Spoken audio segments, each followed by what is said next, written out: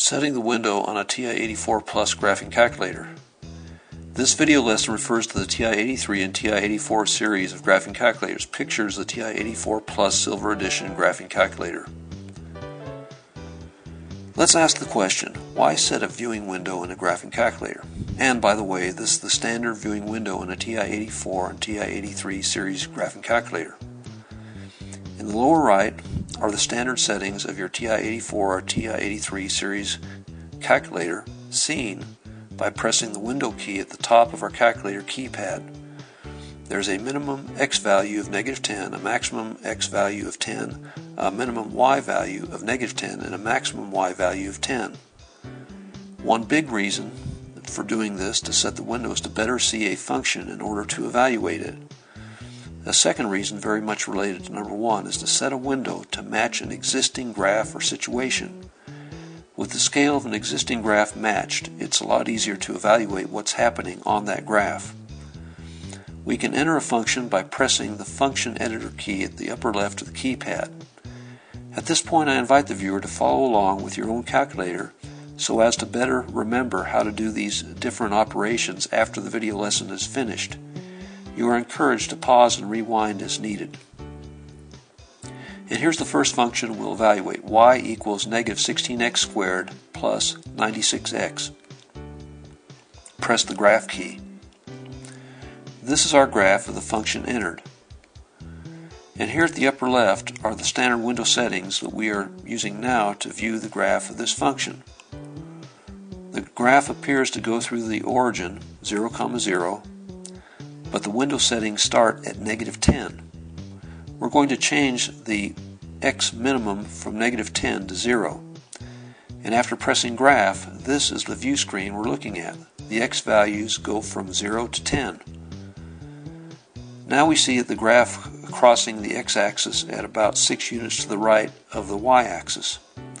So we'll change the X maximum value to 7.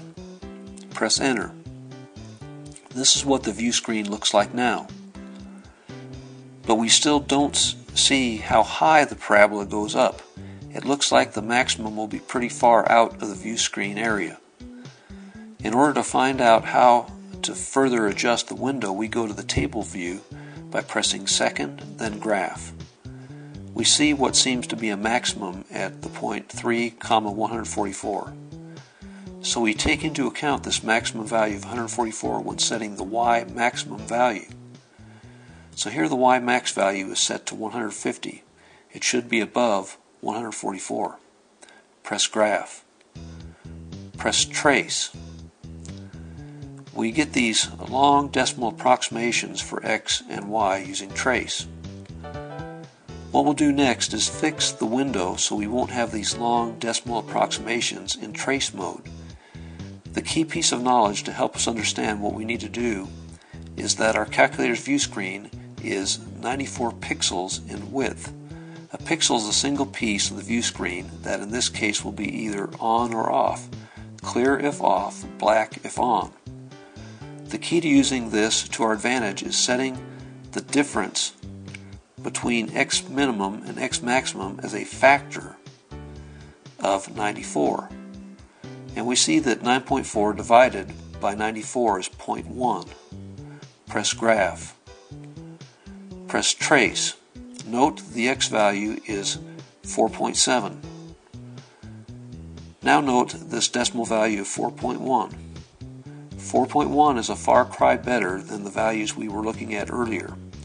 This technique of setting the window to round off evenly is called setting a friendly window.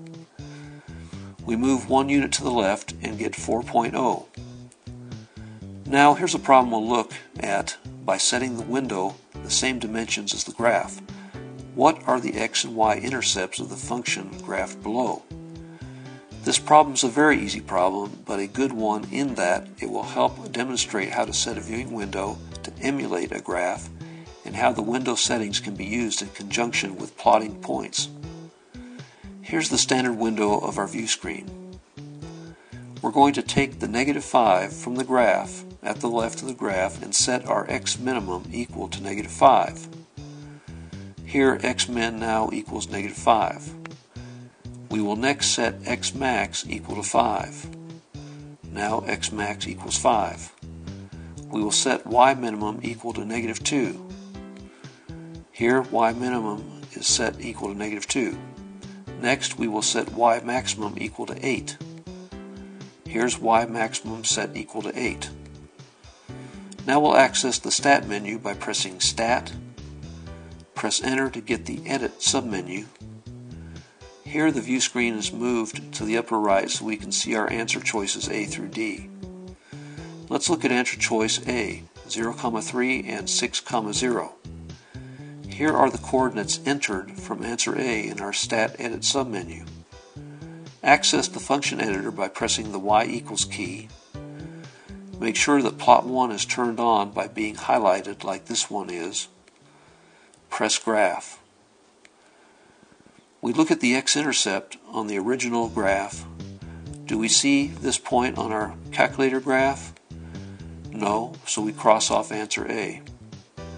Let's look at our answer B, the points 0, 3 and 0, 6, and here the points are entered in our Edit submenu.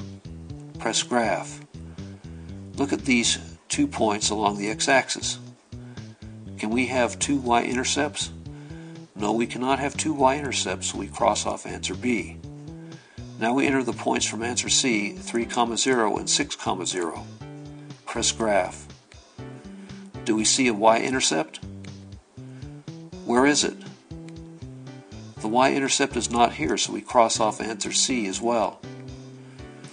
Now we'll try the only answer we have left, answer D, and here are the points 3, 0 and 0, 6 entered in the Stat Edit submenu. Press Graph. We circle the 2 plotted points on the graph. Both points match the graph, so we circle our correct answer D. Now with the view screen moved over to the left, we can see how the plotted points on the calculator match the x and y intercepts on the original graph. At this point, I invite the viewer to see other video lessons that concentrate on other very useful features on your calculator. The Stat Plot menu that shows how to plot points, using the Table Set menu, using the Zoom menu, and using the Calc menu. This has been Setting the Window on a TI-84 Plus calculator. Thanks for viewing.